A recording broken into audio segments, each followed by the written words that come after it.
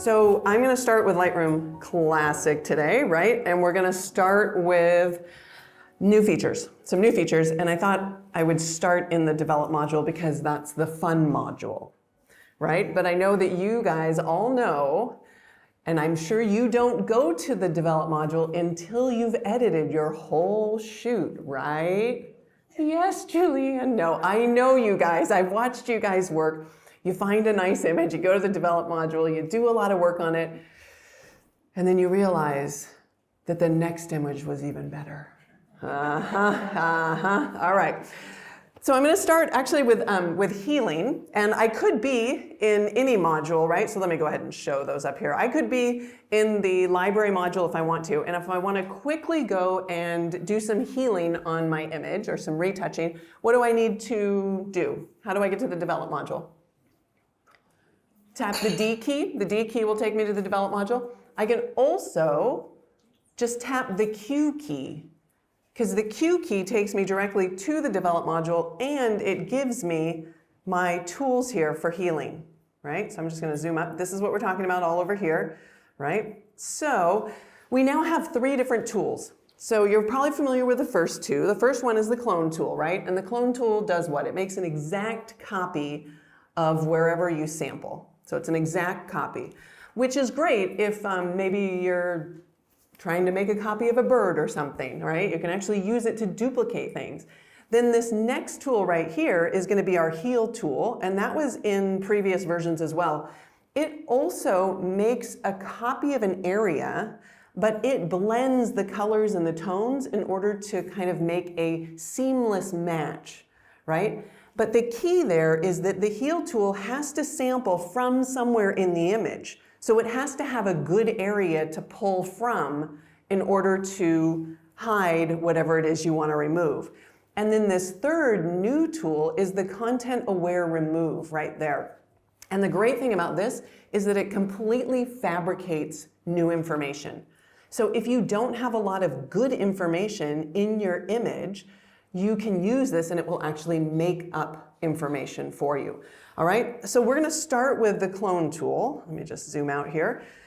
Clone tool, exact copy. We've got the size, feather, and opacity. So, size is pretty obvious. How big is the tool? Feather is how soft is the edge. And then opacity is actually quite good if you're doing any retouching of portraits maybe, and you just want to kind of lessen an area, like maybe you have a hot spot and you just want to kind of tone it down a little bit, or maybe there's a freckle or something, or and you don't want to remove it, but you just want to make it less. All right. So let's zoom in. I can zoom in right here. Let's say we want to get rid of this guy right here, this piece of metal in this building. And by the way, how many of you guys are portrait photographers, just out of curiosity? Okay, portrait and wedding. All right, and then landscape and nature. Okay, okay, all right. And then bird photography. I have a huge respect for you. I'm now a portrait photographer, but not of people, but I did shoot some portraits of birds. However, I also have just a lot of backgrounds where I was trying to get the bird. Those birds are fast. Fast. Okay, so I digress. We're back here with the clone tool, right? I can also, if you have a mouse with a scroll wheel, you can use that scroll wheel to change the size. You can also use the right bracket and left bracket, and you can actually just hold the key down. You don't have to hit it like a million times, and it'll continue to get smaller or bigger. If you add the shift key, you're going to change the feather, so you can increase or decrease the feather. So it's shift and left and right bracket. And by the way, if you go to my blog, you can do a search. So my blog is just jkost.com. You don't even have to put the blog there. It's just jkost.com, and if you click on this icon right here, that's the search icon, and you search for PDF, like the PDF file format, right? Because I see some of you are writing, and if you're madly trying to scribble down all of the shortcuts that I go over today, there's actually a Lightroom Classic version 12 tips, shortcuts, and quick reference guide. Okay, so you guys can download this. Again, just search for PDF, and then you'll find this. And in the blog post, there's a little link, and it just has some of my favorite shortcuts. So just a few. There's not many, right? So if you need something and you want to go to sleep at night, this is a really good way to do it. Just print this out. If you've got insomnia, I promise I will cure that as well. All right, so you're more than welcome to that. Okay, so just do that search for PDF and then look for the Lightroom shortcut guide. Okay, so if we just click in the image, we get what's called a circle spot, right? A circle spot is just a click, and when you've got the clone tool or the healing tool, it automatically tries to heal that area by selecting another area. Now, if it doesn't do a good job, you'll notice there's a new little button over here for refresh, right, over here. And so you can just click refresh as many times as you want, and it will refresh where it's sampling from. Okay, so if I show this and we can zoom out a little bit, every time I hit refresh, it's going to pick a different spot. Okay, the other thing that you can do, I'll just tap delete to get rid of that. If I zoom in, if I know the area, for example, that I want to sample from, you can hold down the Command key on Mac or the Control key on Windows, and then click and actually drag to set your own sample spot. So if you think you're going to be more accurate than the tool, you can just go ahead and Command or Control click the circle spot and then drag over to the area that you want. So sometimes that's a lot faster than having Lightroom just guess and guess and guess over and over again. You can also use your arrow keys. So if you need to nudge something in place, you can. You can also change the size of the spot as well as the feather on the spot after the fact. All right, as long as it's just this single spot. Okay. So that's fine, we can just say, we can call that a fix there, and let's go down to over here. So if in this image, for example, I want to get rid of all the stuff in the window on the left, I can go ahead and click and drag. All right, so now I have more than what's a spot, right? So this is actually, I'm dragging and painting over this area, right? And when I release the cursor, it will try to fix that. I guess it's trying to board up the house here. So we can go ahead and then reposition this wherever we want, right? Now it does also have an option here to refresh. So if we wanted to, we could just keep hitting, refresh, and it can try to pick a place for us. But I think it's going to be better in this case if we just drag this on over, get it close, and then if we need to, we can keep nudging that into place, moving that up or down, left or right. All right. So let's say we like that. Now, one thing that you'll notice is when you actually drag with a tool, you can no longer change the size of it after you drag. Like when you're dragging and brushing an area, you can't change the size after the fact. It's just the way it is. All right, so if you didn't drag it the right size, you could just delete it and then drag out again. That'd be fine. Okay, you can of course reposition it, and you can change the feather. So we can make it a softer or harder edge, and we can also change the opacity if you wanted to have it semi-transparent, all right? But you just can't change the size. Okay, so what about these rocks over here? So far we've just been cloning, but if I go over here and we try to clone the rocks, let's see what it does for us today. Okay, so cloning in this instance worked really well, but let's go down over here. Let's see what happens if we come over here and we try to get rid of all this shadow area. Right, so I'm dragging over here and over here and over here. Not so good, right? So even if I hit, you can hit refresh or you can hit the / key, and that will also choose another location. Okay, you know what? Lightroom, you're doing quite well today. But I was gonna switch over to the healing brush. However, have you ever noticed with the healing tool, a lot of times along the edges, you get this weird blending? Yeah, I would never have admitted that before, but now I will because we have a better tool. We have the third one, which is the content aware, right? So content aware doesn't really do that bleeding of that area, right? But you'll notice when I do the content aware, you don't have the same spot. Oh, that doesn't look very good. Let's move it around again, see if we can get it better. We don't have a source area, right? We don't have a source area, so I can't move it around.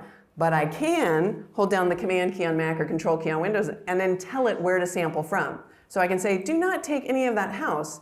I'm not sure if you can see the mouse there, but or the marquee, but see, I'm dragging it over that area there in the, on the right-hand side, and I'm saying, I'm forcing it to grab information from there. So even though there's not a source point, we can do that. Now, if it doesn't do it perfectly, one of the things you could do is you could say, well, look at, now I've got this weird edge here. If you position your cursor on top of it and you're trying to clone, make a second heel on top of it, you can't do it when you can see the interface of the tool. But if I tap H for hide, look, now I can go ahead and go, all right, well, let's just clone this from where? Well, let's turn it back to clone. Let's tap H. It's trying to sample from here, and we can just scoot that over, and now we get a nice edge. All right, and then tap H again. You might want to add a little bit of a feather to that just to soften that edge. But if it doesn't work the first time, what I'm saying is hide the interface and then click again. So you can put down multiple spots in the same area and choose from the different tools and see which ones work best, right? So sometimes it takes, you've got a big area, so I made a big brush spot, and then I went back in and just touched up a few areas, right? Because it's smart, but it's not brilliant. Or we would call it brilliant. All right, what else do we have in here to get rid of? We've got, well, we could probably get rid of this. I'll get a larger brush. We could get rid of this stuff over here. Want to make sure you kind of get the shadow area as well. Maybe we can go up here and tell it to make up some information there. See how it does. No, I don't really like that, so I can hit that // // Nope, still don't like it. So what I might do is hold down the Command key again, right? Command key on, or Command on Mac, Control on Windows. Is it still selected? Let's go to H to show that. Oh, it's not making up data because it's on the clone. So let's just tell it to make up data. There we go, that's better. And maybe refresh once.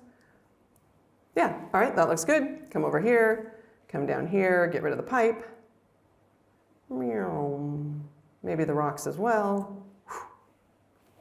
All right, come over here, try to get rid of the steps. Steps are going to be hard, right? Because there's not a lot of good rock area behind it.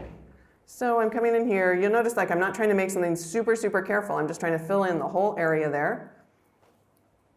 No, doesn't do a good job, so Command or Control, drag over additional rocks and tell it only fill with those rocks, right? Then we hide the interface, and then we can just go and click in a few areas if we see any repeating patterns in order for it to solve and create information in that area. Make sense? All right, enough on this one. Let's go to the next image. I do heal a lot. I'm one of those people that can't leave well enough alone. So if I tap the H key here, we can see all the heal spots. Yeah, so I'll go into my little dirt and my little mud, and I'm like, neek, neek, neek, neek, neek. So you can do this, it works just fine.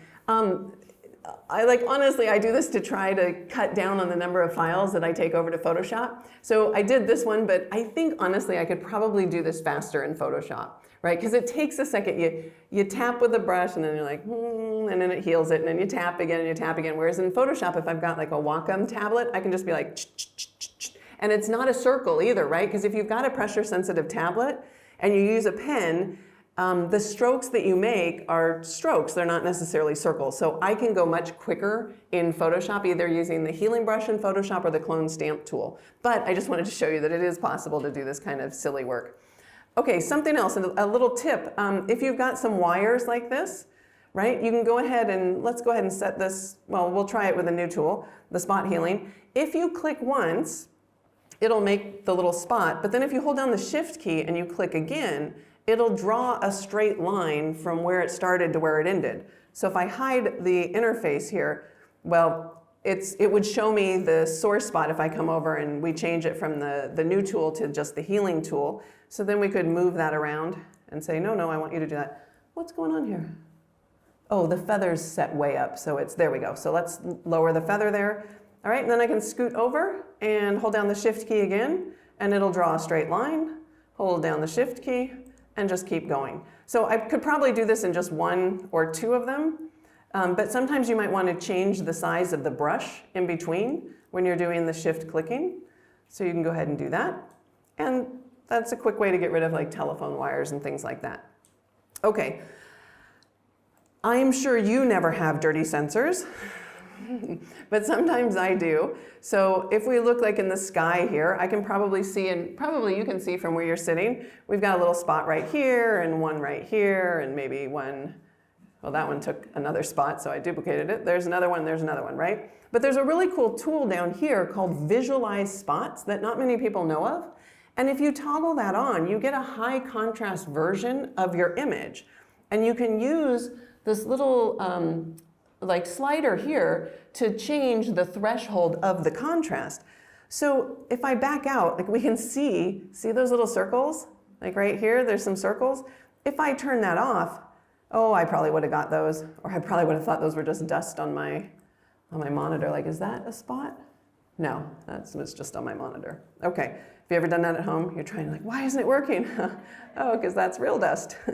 All right, but sometimes like you might miss them. So before I go to print something, I'll always just toggle this on because I could see the spot up here, but I couldn't see this one.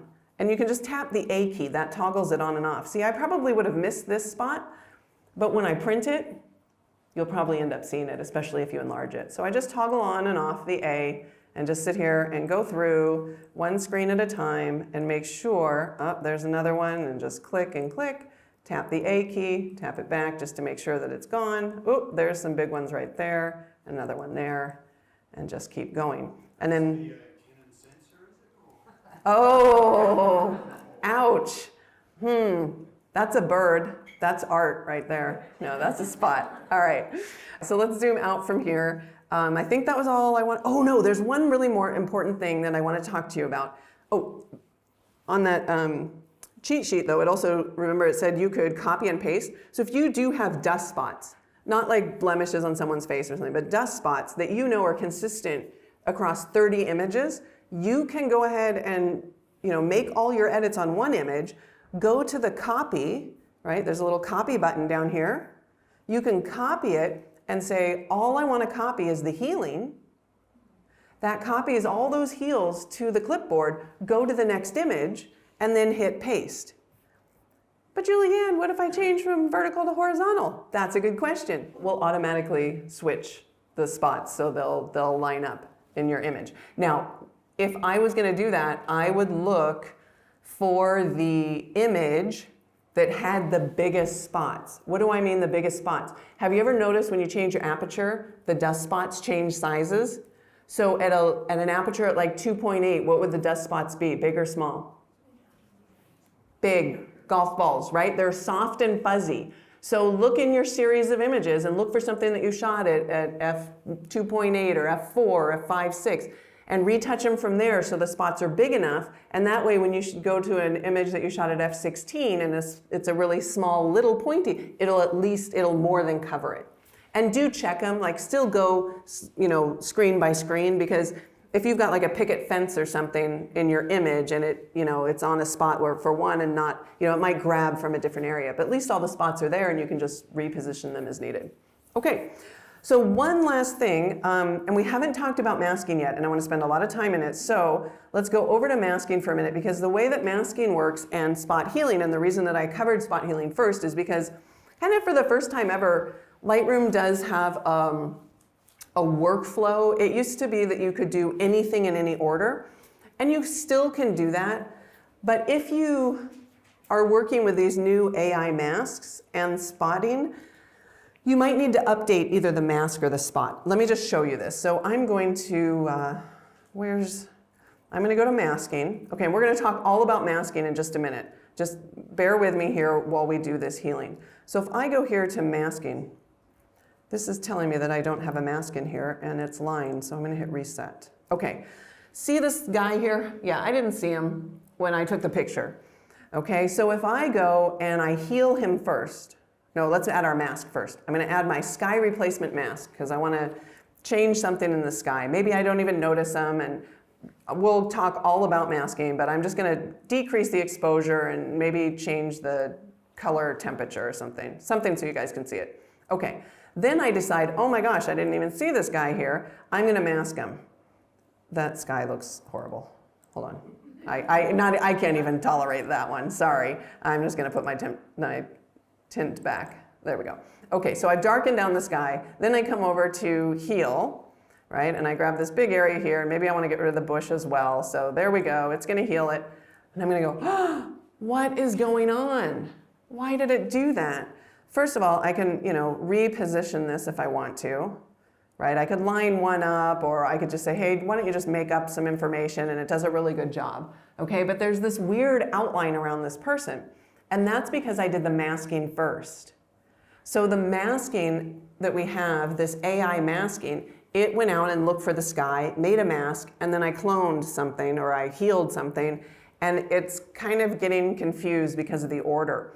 But if we look over here, look at the mask, see the little red dot? So if you've made a change to the image, like heal, you'll get the gray dot. But if you've used these AI masking tools with healing in an area that is kind of along the edge of a mask, then you might run into this problem. But all you have to do is go over to the mask, and if I click on the mask, this is my little sky replacement mask, right? All I have to do is say update, and it will update the AI mask and do it after the healing. Yeah, so if you ever get yourself in that situation, that's what's going on, where you're like, why is my healing not working? It's probably because you have an AI mask. The AI is the artificial intelligence mask. So let's go ahead and move to that. We're gonna start talking about masking. You know, I don't even have to go back to the library module because I have all these in collections, so we'll just go to masking. And we'll start off with this image right here, and I will pick my new mask icon. So there's 3 buttons across the top. We've got our subject, sky, and background. They're buttons because they're supposed to be like a one-click solution, right? They're all AI, but so is object. So we can do object selection as well. Then we have our brush, which is our manual painting. We can do linear, radial, gradient, and then we have all of our range masking as well. So we can do a mask based on color, luminosity, or depth map. Now the depth range is grayed out right now because this image doesn't have a depth map associated with it. In order to get a depth map, you would need to take an image on your iPhone or an iOS device, so it could be an iPad. It would have to be in portrait mode because it uses multiple cameras when it takes the picture in the portrait mode. And so by using 2 cameras that are offset, it gives you your photo, and it also calculates a depth map.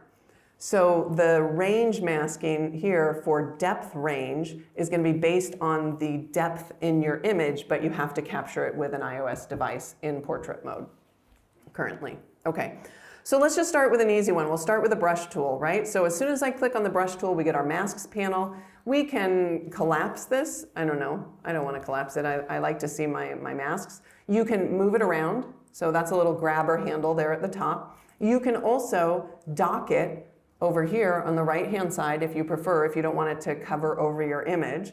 Personally, I just leave it kind of in the upper right here. And then if I close like the left-hand side, then if I close the left-hand panel, then there's space on either side anyway, so it's okay with me that it's sitting out there, just hanging out. All right, now by default, we don't show anything but the size for the brush. So we have an A and B brush, so you can use the A and B brush to set up different presets if you want to. Like if you want your A brush to always be a small brush with a really big feather, or your B brush to be a big brush with a small feather, and that way you can quickly go between A and B if you want to. There's also the options for the feather, flow, and density. So size, obviously size. Feather is softness of edge. Flow is how fast it lays down the adjustment. It's kind of like opacity. But if I like to think of it as like a can of spray paint, like how much pressure you put on the nozzle. Like is it just coming out like, or are you going like, and it's like, wow. All right? Lightroom is always better with sound effects. So we've got the mask panel here. We've got our brush. The density, look, I'll explain it, but hardly anybody uses it. Let's say I set my exposure up to 4 stops, and I click and I paint, and I've got my flow to 100%, right? I'm gonna get 4 stops of change there, okay? If I decrease the density to like 50, it will never go more than 2 stops. 2 stops being half of my adjustment. I don't know who asked for this. I don't know what it's good for. So you can just ignore, you can look into the light and ignore I ever even told you about it. But it is there if you ever want to do that, okay? I prefer to change the flow instead. So now I could go down here, and with a low flow, look at every time I paint a little more. I go over the same area. It's slowly dodging and burning. Do we know what dodging and burning is? Okay. Lightening and darkening. All right, if you've never worked in the darkroom and dodged and burned, it's just lightening or darkening an area. Okay, so that is my mask. We can toggle on and off the visibility of it. All right, we can also delete all of our masks. There are these 3 icons right here. This is a more icon, those 3 little dots. We can click on that and just choose delete all masks. So let's start again. I'm gonna grab my brush and I just wanna darken down the top area here, so I'll get a larger brush. And I'll probably put the feather down around towards 50. I'm going to increase the flow, and then I'm just going to paint over this area. Oh, goodness, I still have my exposure up to 4, so let's just bring that down quite a bit and just darken that maybe about there. Then we can keep painting if we want to.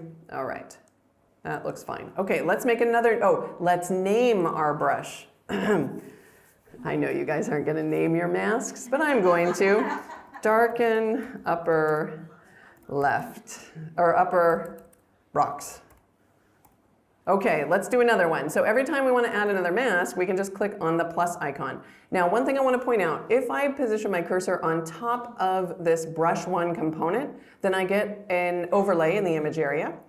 If I come up here, I also get an overlay, right? So it doesn't matter right now. I'm getting the same thing if I overlay the brush component of the mask or the thumbnail for the mask itself, but that's going to change in just a moment. All right, so I've got this set to reset sliders automatically, so when I click on the plus icon and choose another brush, it should reset that. Yes, it did. All right, so it's resetting all of these sliders. It won't reset the brush attributes, just all these sliders down here. Oh, and by the way, if you don't like to scroll very much, we should be able to right-click. Like, see next to where it says tone or where it says color, you can go into solo mode for the adjustments as well as for all your other panels. And what's nice about that is then you might not need to scroll as much, because if you see that color's open right now, if I go to tone, color collapsed, right? If I scroll this down a little, so if I go to curve, I see the tone curve, but the other ones close. So it's up to you. If you don't like it, you can just leave it the way it is or toggle off solo mode, okay? All right, so let's say I want to darken down the water a little bit. I'm going to get a larger feather here, a little smaller of a brush, and start painting in here. Come down here, come over here. I've got that soft feathered edge there. It's giving me the overlay, right, when I paint, because that's the default behavior, because I haven't made any adjustments. If you don't like the red overlay, maybe you're working on a parrot or something that's red and it's really hard to see that color, you can come over here and click on the color swatch, and then you could change this to any color you want. You can also change the opacity of it, so you can make it fainter or more dense if you want to. You can even reverse it, but again, I'm not sure that's super useful. So I'll go back to red for now, and we'll go ahead and just view this, come up here, do a few more little spots there, and then we'll go ahead and decrease the exposure there. Or we could come down to detail, or not detail, to presence, and increase a little dehaze, right? So dehaze really works on the left side of the histogram, so it's going to make your darker values darker, so it'll take like your midtones into your shadows into your blacks, and it's also going to add a little bit of contrast to your image. Now, if you've painted somewhere that you don't want to have this effect show up, we can quickly switch to the eraser tool. So the brush has the erase right here. You can also, instead of selecting it, you can just hold down the Option key, and that will temporarily select it. And so then you can just erase anywhere that you've painted that's too much, okay? There's also an auto mask feature. So if I wanted to do something maybe to this rock here that has, some pretty good defined edges on it, we can go over here to auto mask. And then as I paint along the edge, let me do a new brush so we can see we'll do a new brush, and we've got auto mask turned on. And now as I paint, you see that even though the brush extends beyond the rock itself, it's not actually jumping over the edge of the rock. So the edge is constraining it so that it's only affecting the rock and not jumping over into the water. And then we can go ahead and make whatever change we want there. If we wanted it brighter or darker, or if we want to go into color, we could go ahead and make it a little bit warmer or a little bit cooler, whatever it is that you're trying to do to your image area. Okay? All right. I think that is everything with the brush tool. So let's move on. So far we've made masks that only have a single component to them. So let's move to another image. What have we got here? Oh, I was just going to show you with this image too that your brush can be very, very specific, right? So this I've already created because I didn't want to take the time to do it. I've created this little teeny, I mean, I zoomed in there to 100% and I used the little small brush and I went around and I painted the area there that's of the tree, right? And then I made an adjustment. So if I reset these sliders, if I reset tone and I reset saturation, that's what the photograph originally looked like, right? But I'm sitting there thinking, oh, it'd be so nice if that tree was brighter and also was less dirty so that it would really pop from the background. So start thinking about that. Like when you're in the field, you know that you can do these selective adjustments. And I think like most photographers, like when you're starting out, you're gonna be making your global adjustments first and you're gonna be like, I made my image so much better. And then you're gonna start going, oh, look, I could start using local adjustments and just retouching certain areas of my image to get the viewer's eye to either like move around the image or to be attracted to certain areas of the image. So what I'm really trying to say is don't miss the shot. Like if you think that the shapes and the graphics are cool in your image, take a photograph of it because you can always make these local adjustments later on. All right, so all I did was I painted, you know, in this area, and if we zoom in, we can see, you know, it's a detailed mask, right? I had to go in there and paint, but, you know, it didn't take me that long. Long enough, I don't want to do it in the demo, but then all I would do is select the mask here and just say, hey, you know, let's take that exposure up a little bit and let's scroll down here and let's just take out some of that saturation as well and make that pop. Okay, so the brush can, you know, be really precise if you want it to be. So let's take a look at another tool. How about the radial gradient? So if I want to darken down the edges, you know, we can always use the vignette, but the nice thing about using the radial gradient is, first of all, I could make it off center, right? So I can put it anywhere. So if you've got, you know, a picture of a person and the person isn't right in the middle of your image, then you can move this around to make your changes. Okay, so this solid line, by default, the inside of the gradient is going to be what's affected, right? If I take my exposure down, it's the center that's going to be totally affected. And then from that solid line to this white line, that's going to be the fade range. So it'll slowly become less and less affected. But all of these tools, even the brush tool, has this invert button over here on the right-hand side. So if you want to just invert the radial gradient, you can either tap the apostrophe key or just click invert. So now everything outside of the radial gradient is what is affected. So you can see, I mean, we can really use it as a spotlight to emphasize a different area. We can make it, you know, more narrow. It can go beyond the canvas area, so I could zoom out and then I could drag this, you know, really long, and then I can also rotate it if I wanted to and reposition it. Okay. So let's say I like it, you know, maybe like that. It's a little bit too dark for me.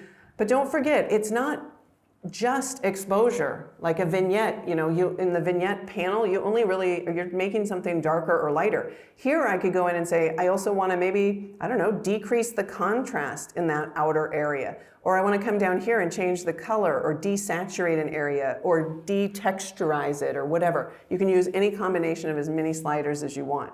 All right, so I'll zoom in a little bit. We can go ahead and move that over, but what if like down here at the bottom, I don't want this as dark.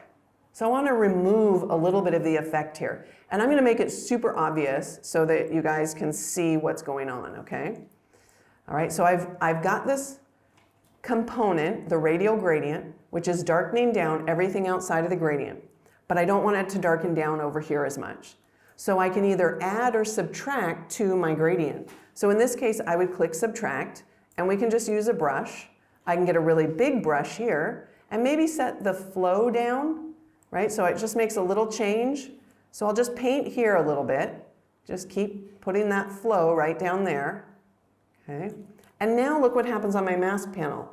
So now I've got my radial gradient. That's the mask for the radial gradient. And then I have my brush mask.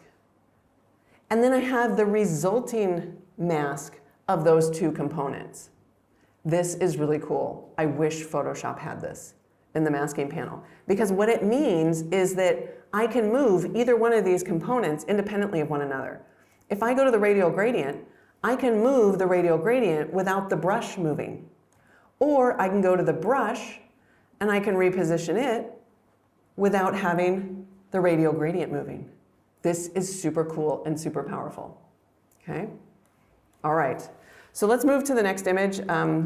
Here's another example of that. What have I already done? I've lightened this area and darkened this area. Okay, all right, we can manage that. Let's say I want to add a nice darkening at the bottom. So I'm going to use the linear gradient. Okay, so I want to darken down the bottom, so I just click and drag up in the image. All right, and we'll just darken down the water. Okay, and maybe we'll add a little bit of a change in temperature or tint. The water's pretty green up there in the Stanislaus. I don't know. People see this and they think it's weird because it's really clean water, but it does look green. Anyway, whatever. Yeah. So anyway, the problem is it's also darkening what? The rocks, right? So this time, if I want it to affect the river, but not the rocks, I'm going to go to subtract. And I'm going to go to my brush, and I can just paint over the rocks. I'm going to tap 0 to get 100% to do it quickly. And I'll just paint over here, and let's paint up here, and we can paint here, and real quick just along here maybe, and maybe over to here.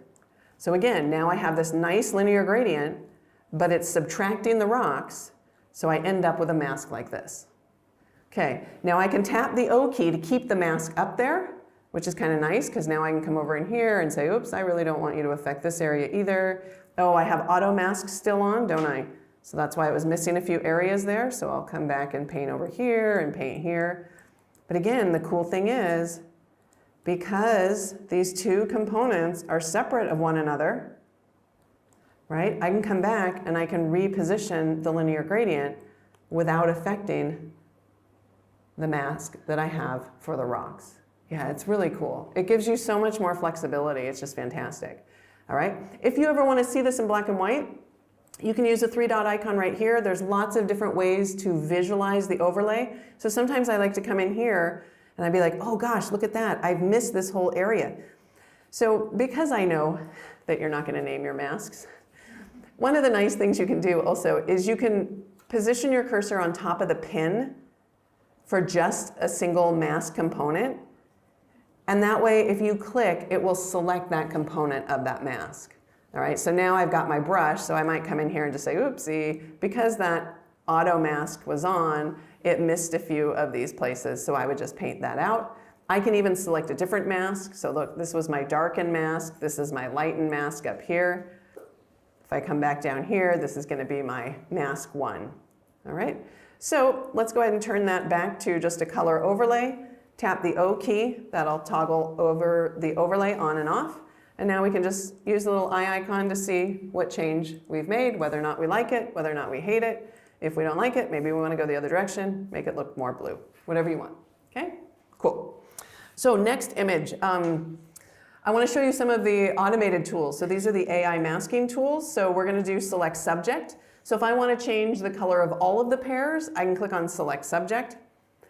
So when I click on select subject, it selects the entire subject of my image. It knew that those pairs were the subject, mostly because they're in focus and other things aren't. And it's all AI driven, so there's machine learning going on in the background that we've probably trained it to look at, like, this is what a pair looks like. And so it's like, okay, great, I'm gonna select all those pairs.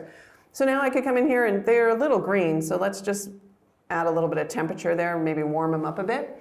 Okay, so I like that. But what if I didn't, and then if I want the inverse, I could do one of two things. I could use the plus and just say select background. So select background will give you the exact opposite of select subject. It's the exact invert. It's the same as if I wanted to take this mask and use these 3 dots, right? These small 3 dots right here. And I could say invert mask 1. That would have gone from the subject to the background. I can also duplicate and invert the mask. So I'll show you with a coyote in a second. We select the coyote, then we duplicate and invert the mask, and we get the background automatically. Okay? So let's go ahead and just zoom back out. Okay, so I don't need to select the background. I just like my subject. So this would be pairs, right? Then if I only want one pair, then I'm going to choose objects. And this has 2 modes. There's like a little scribbly mode where you can kind of roughly go in here and kind of scribble. and it will select an object, which is quite lovely. All right, I'll undo that. Or we can use the object selection and just draw a rectangle, like foomp, around the pear, and it just does like a little shrink wrap to the pear. Yeah, pretty cool. So let's zoom in here because it's not perfect. Let's zoom in. Let me get my back. Let's go to 100%. There we go. Okay, so it's not perfect, like right down here. Like if I don't want to adjust the stem, well, I'm on mask 1. That is just pear. And I can go here to subtract. What do I want to subtract with? Probably the brush would be easy. Come along here. What is more exciting than watching someone else paint with the tool? Nothing's more exciting. All right, looks like it's got a little overspray here too. So we can take that off. All right, so now what do I have? I have the object minus the brush giving me just the pear. And we might want to change the hue of this pear. So not that way, maybe this way. Maybe we want to add like just a little bit of that red warmth at the top. All right, so it's changing the whole pear now, but I'll just add another subtract.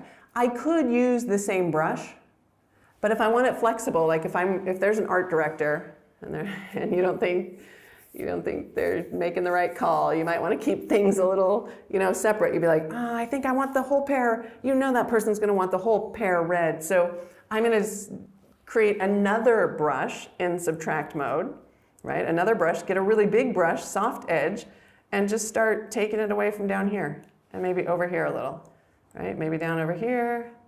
So it's just a little bit, it looks a little bit warmer there, right? So now we've got the object minus the stem minus all this area, which will result in this. Okay, and I think I might have moved it a little too much. So there's this fine adjustment when you move the hue, but you can also just hold down the Option key on Mac or the Alt key on Windows, and that temporarily turns on the fine adjustment. So you can just scoot that over just a wee bit. Okay, how about this little guy, the napkin right here? Maybe I want to get rid of that blue color cast. So again, I'll select Objects and then just drag over it. Let's get rid of some of that saturation in there and maybe just bring down the highlights a smidge. Ooh. Now, if I go too far, you'll notice also there's this amount slider. So let me make a little bit bigger of a change. I'm going to take down my exposure or my highlights a little bit more, and I'm going to take down the saturation all the way. So I've moved 3 sliders, and I just think the overall effect is too much. So I can use the amount slider to decrease or increase the amount of change, and it's going to increase or decrease all of those sliders at once. It doesn't physically move them, but it's proportionally decreasing or increasing the entire effect as if it's one. Okay, so I'm going to increase that a little, and let's reset the exposure and maybe just about there.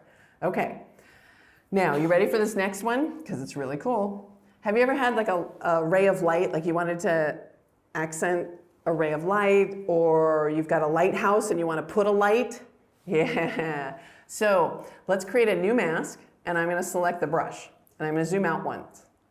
And I'm going to start with a relatively small brush here just to make sure that you guys can see what's going on. I'm going to make sure the flow's set up to 100%, and I'm just going to click in the upper left. Okay, so there's my first brush, just one click up there. Then I'm going to change the size of the brush. So the brush gets larger. So it'd be like this is where your lighthouse is, and then I want a ray of light coming right down here. Okay, so I get a bigger brush, and if I hold down the Shift key and I click, it's going to create a straight line from the first click and the second click, and it's going to say, oh, you increased the brush size, so I'm going to slowly increase the brush size and interpolate in between those 2 brush sizes. All right, so now we can add our exposure. We get our little ray of light. Oh, but it's coming on top of the pear. Oh no. How do I get it to not affect the pear? Subtract. What do I subtract? The subject. The subject. I can do the whole subject.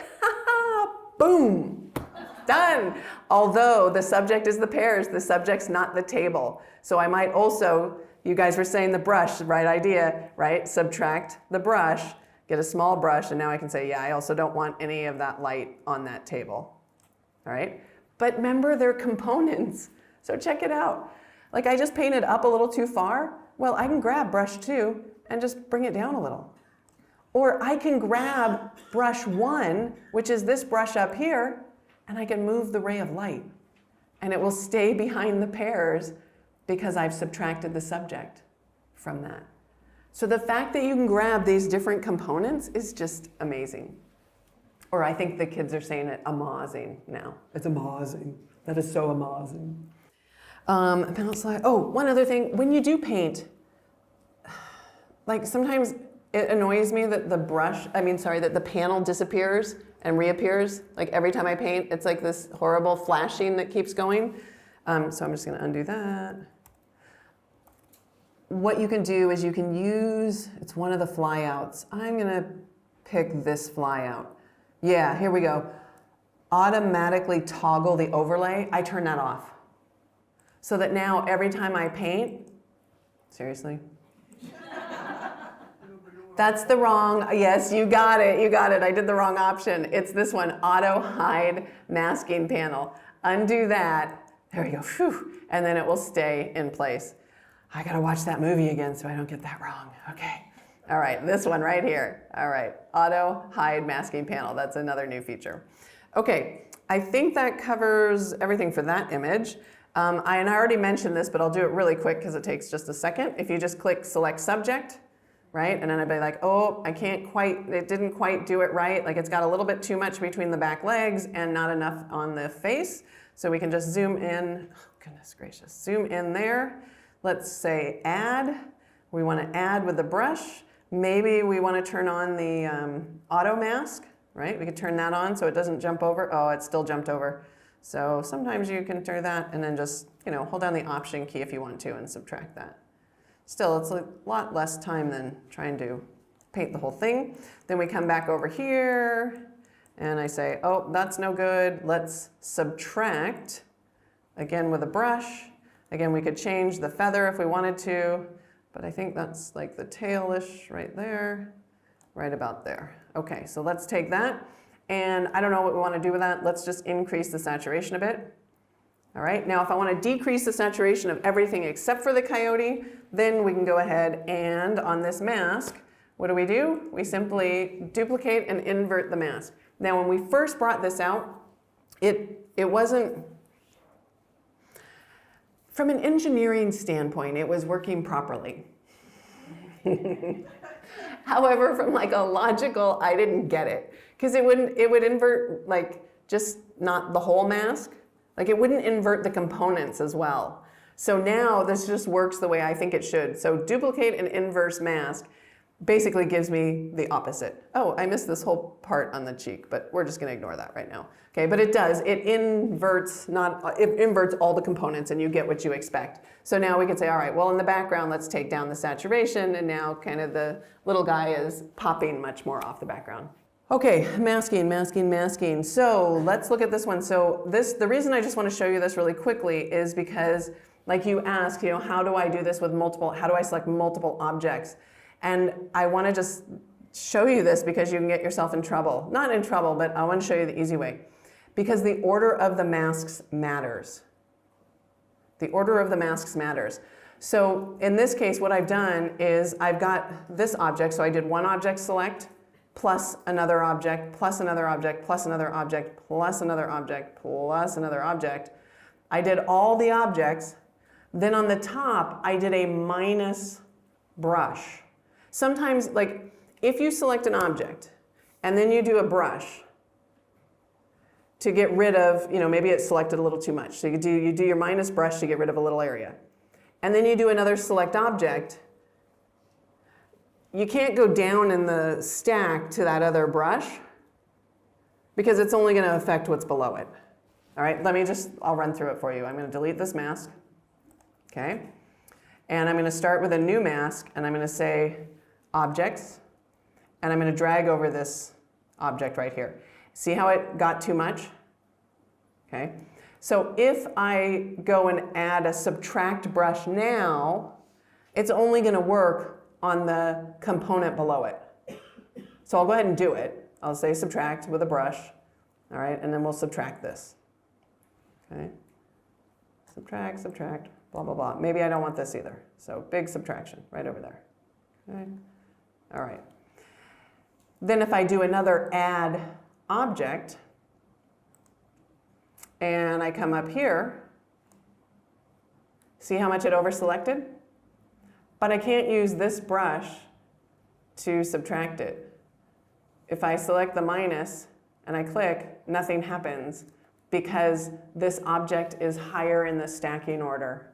And I can't drag this brush. No. Oh, get out. This is awesome. I will never forget this day. I had no idea. Okay, so if I target this one and say add object, will it add it right above?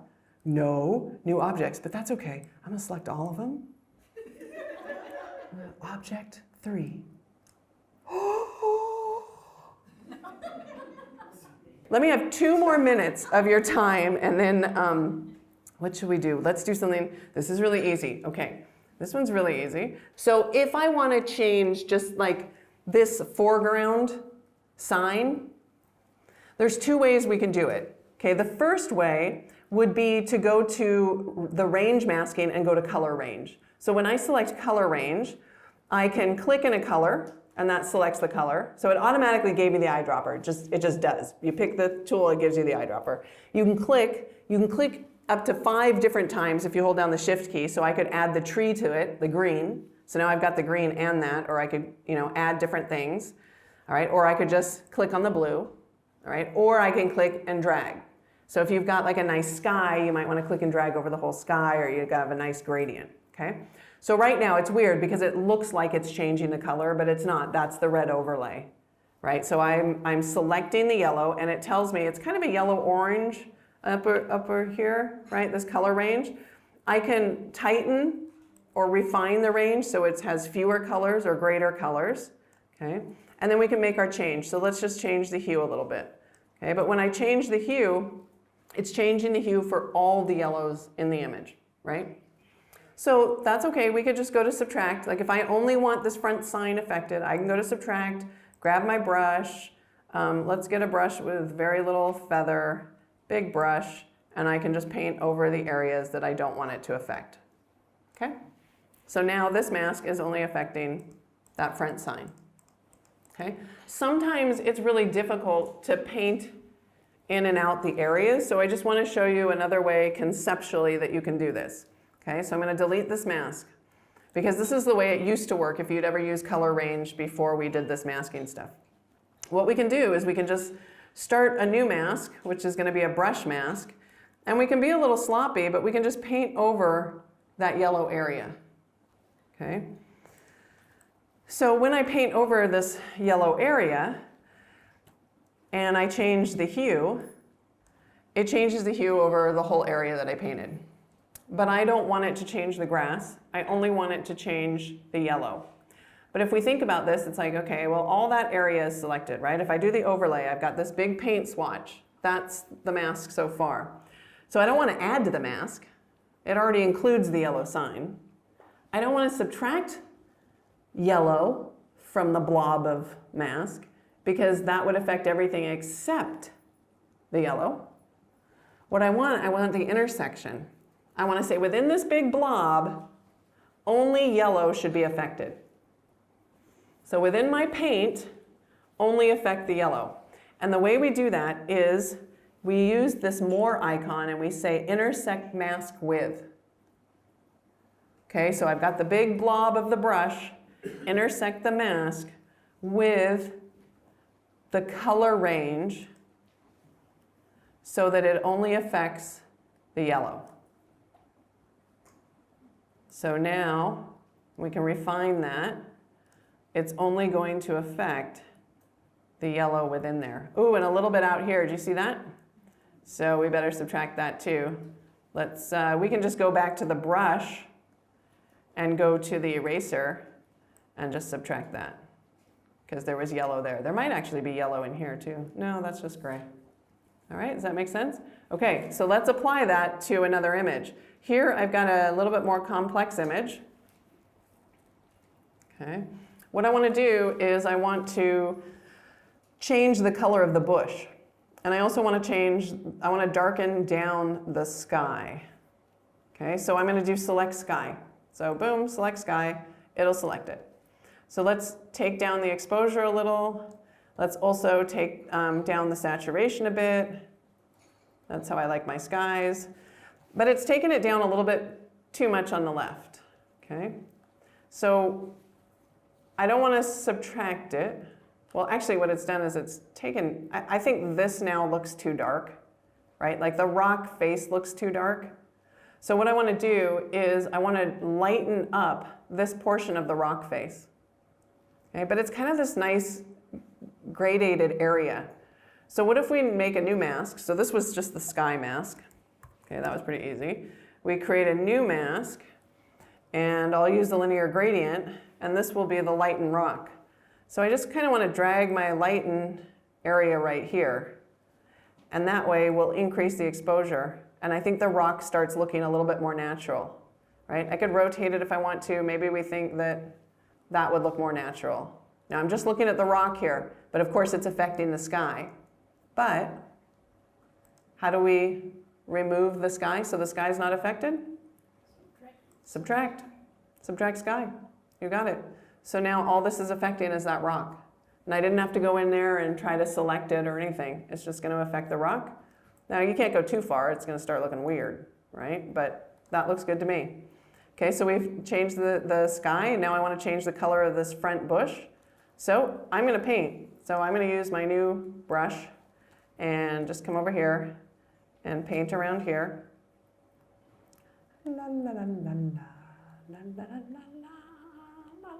Okay, all painted. What do we want to do? Change the hue. Let's make it a little more green. But of course it's also affecting all the area that I painted, right? So we've got all that stuff, all this stuff out here. So we're going to, if I only want to affect the green within that blob of paint, we need to intersect it with the color range, right?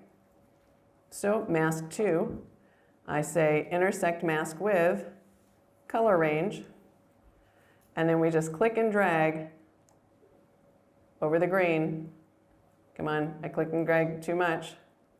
There we go. Did you see how it tightened the mask now? So it's not affecting this area. And don't forget, you can refine it.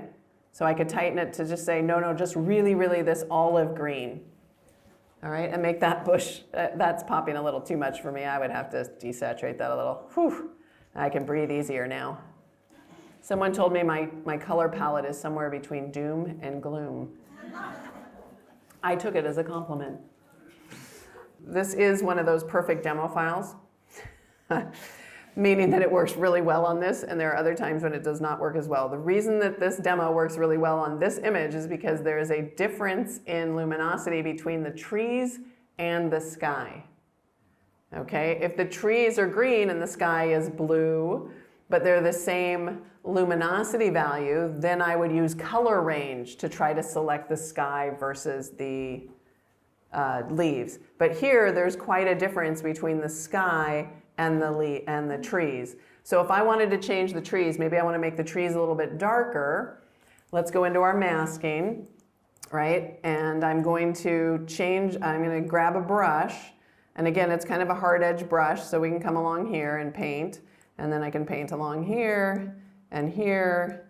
And I can hold down the shift key and click, and it will draw the straight lines, right? So I don't probably have to be that accurate, but there we go. So when I make my adjustment, like if I make the trees darker, it's also going to make the sky darker, right, or lighter. So what I would do is, again, like the color range, we can come in here and say intersect the mask with, and this time I'll choose luminance range. So when I choose luminant range, I can click and drag in the tree leaves, and it just shrink wraps based on the luminosity values. So let's take a look and see what it's doing. So over here, we've got a rectangle. So any luminance value that's within this rectangle is going to be completely affected, 100%. All right, it's going to have 100% of whatever adjustment I just made applied to it. Then there's the fade range, that says slowly taper off the effect that I have just given you. And then this area is not affected at all. Okay? I can move these. So you can see that, like, if I move this over to the right, now the dark values in the trees aren't being affected. I can move it all the way over to the right, right? And then pull it out the other way. And now only the sky is affected, right? If I toggle on and off this mask right now, the trees aren't affected because I'm telling it only to affect the light areas. So you can move this around. You can make it smaller or bigger, and the fade range smaller or bigger. Push it all the way over to one side or the other. Extend that a little bit. And now it's only affecting that luminosity value. So it's whenever you have like your subject that has a very different tonal value, and you're only trying to affect that tonal value and not the other lighter or darker or whichever it is. Okay? And it can go in the center too, right? It could be right in the center here, and you could fade it in both directions if you wanted to. Okay? So it's just based on the luminosity values, whereas color range is based on color. I think it might be time, based on your faces, to take a quick break.